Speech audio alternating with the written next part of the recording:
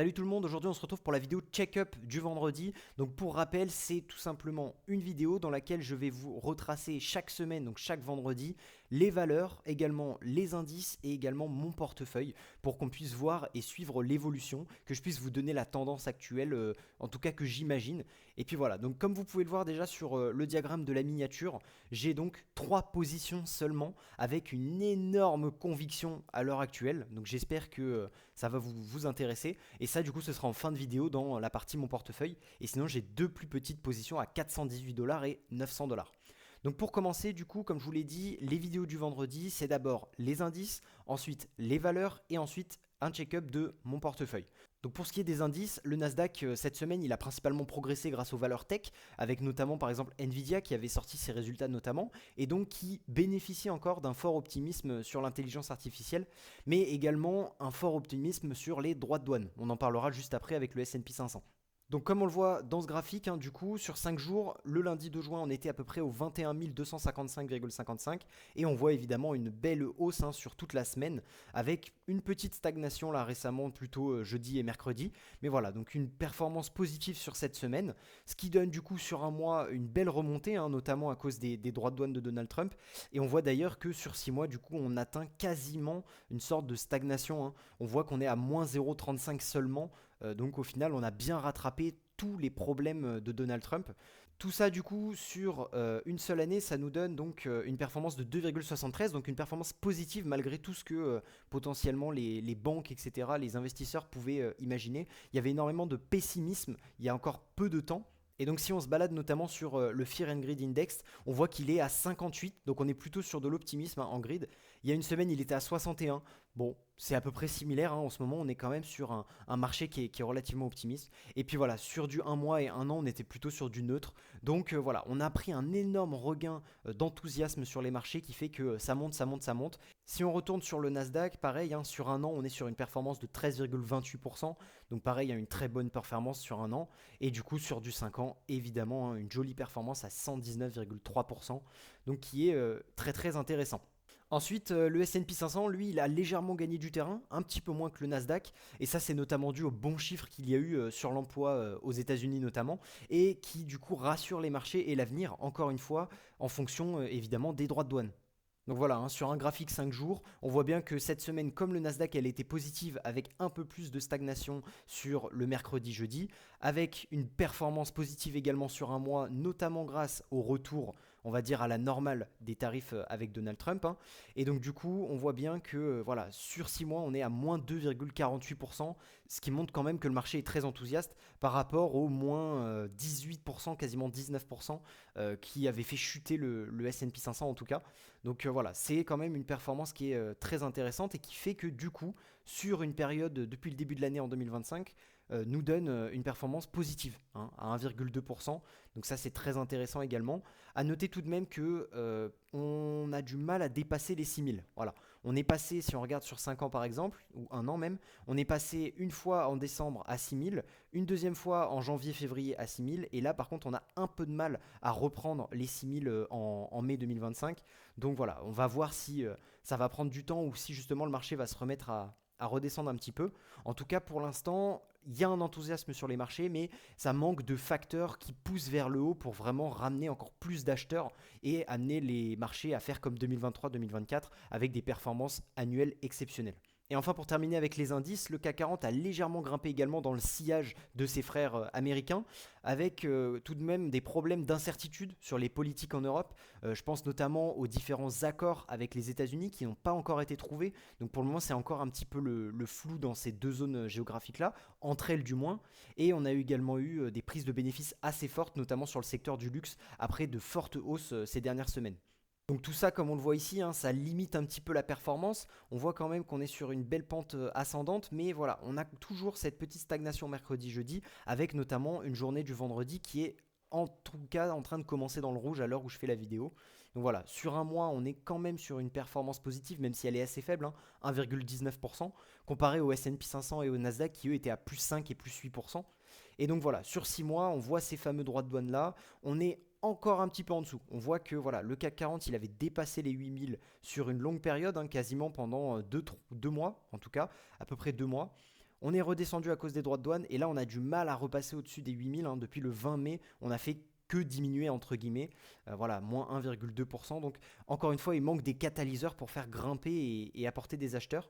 Ce qui fait que du coup, sur cette année, par contre, le CAC 40, il est quand même dans le positif.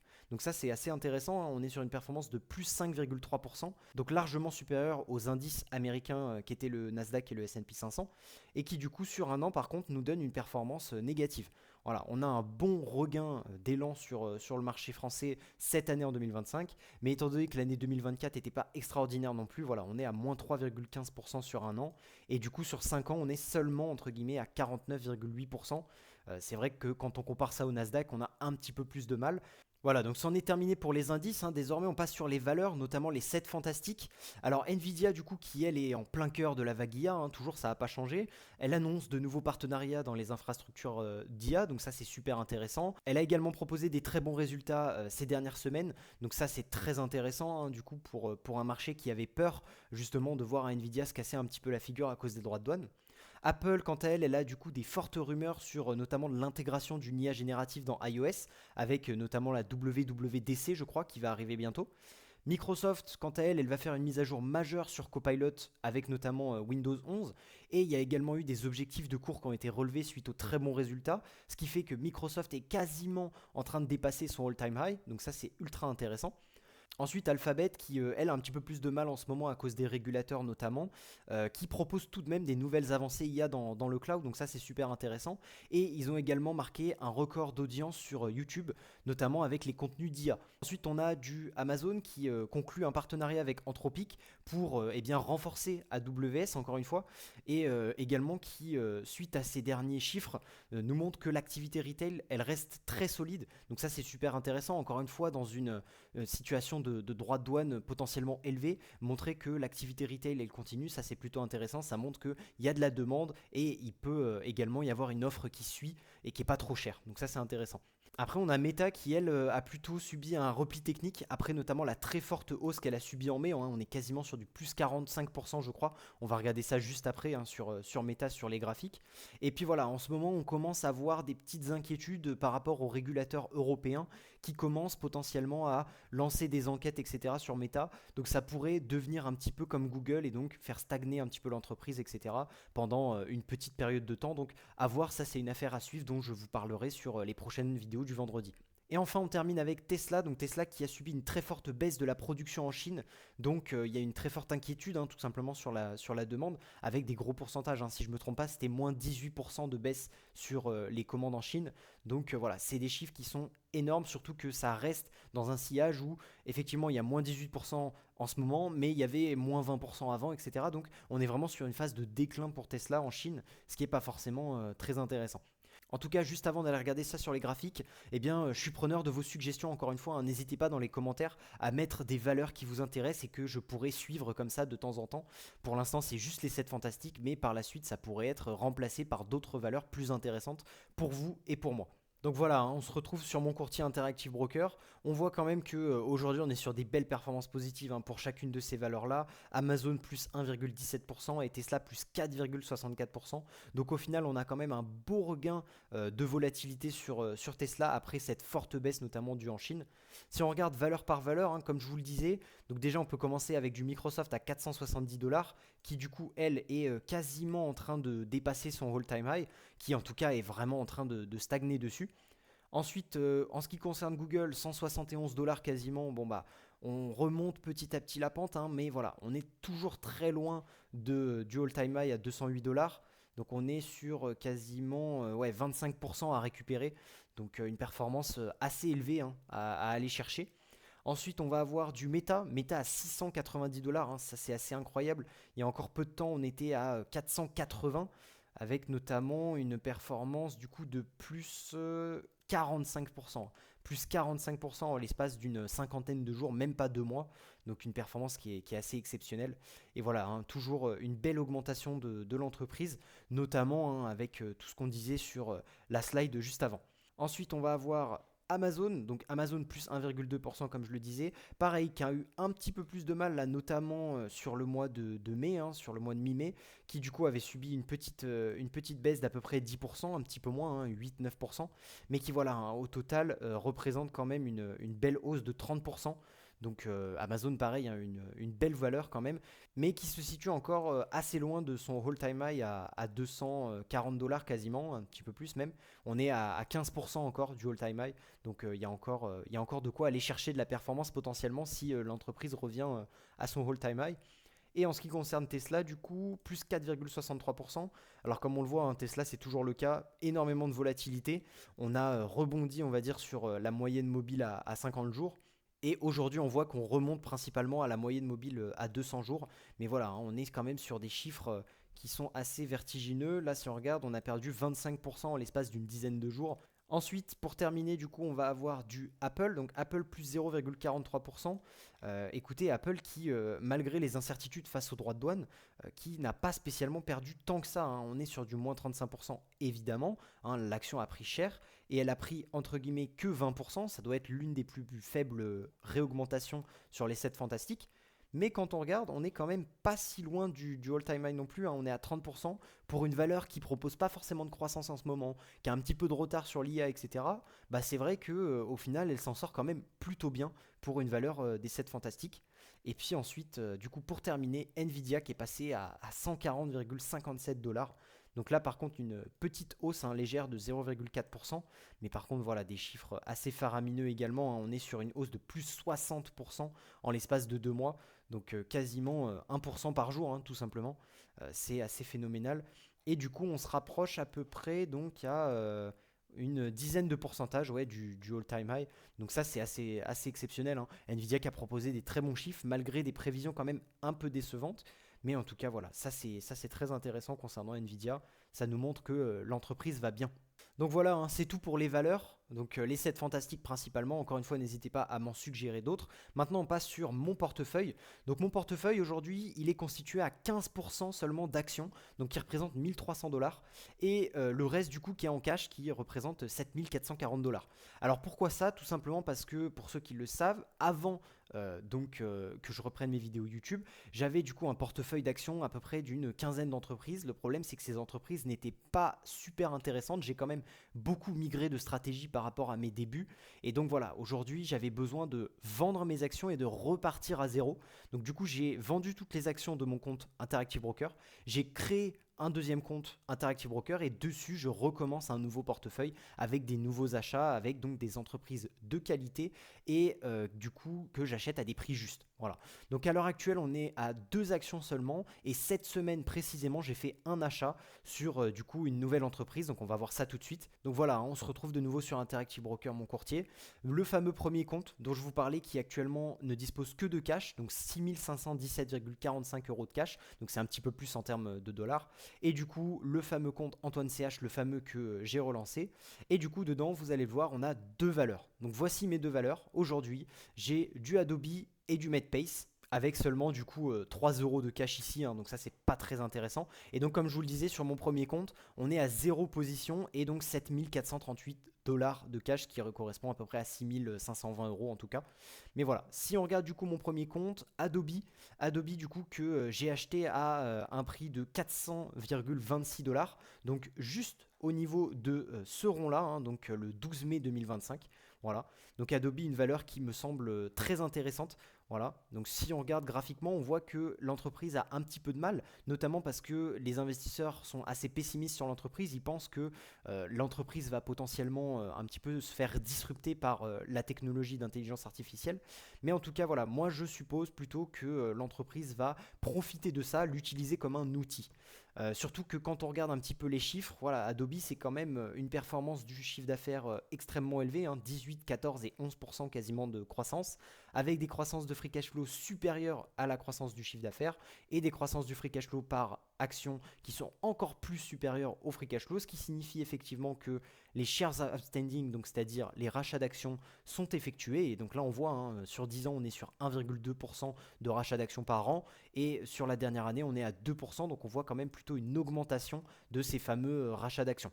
Ensuite, au niveau des marges, on a des marges exceptionnelles, hein, donc toujours en augmentation sur 10, 5 et 1 an, mais on a surtout voilà, une marge brute à 89%, notamment grâce à son modèle de SaaS, hein, ça c'est obligatoire, et du coup qui permet d'énormes marges brutes. On a également des marges opérationnelles excellentes et des marges nettes et de free cash flow très très intéressantes également. Donc là aussi des critères qui sont validés.